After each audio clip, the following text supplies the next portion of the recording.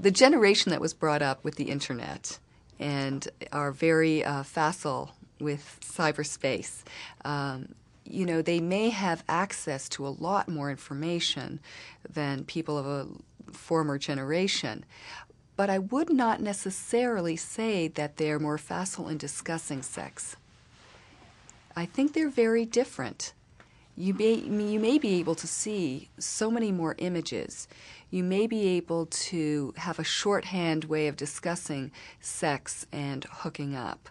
But when it comes to the human interface, if you will, face-to-face contact with someone, I think if you have less practice doing that, you really are at a disadvantage. So I think there are younger people who have no way of discussing their feelings and their desires because it's assumed that they are already knowledgeable.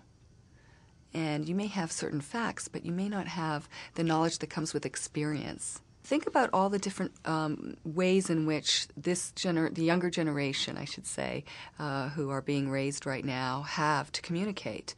They're texting each other, they're phoning each other, they're emailing each other, they're leaving very short messages on their Facebook profiles.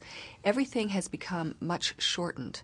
So any efforts to explain feelings that are more complex doesn't have a vocabulary for them. They haven't learned the vocabulary. They haven't had to struggle with it. So I actually think they're at a disadvantage. And I think a lot of younger people come in thinking, asking me, well, how do I tell him this? We've never talked about this before.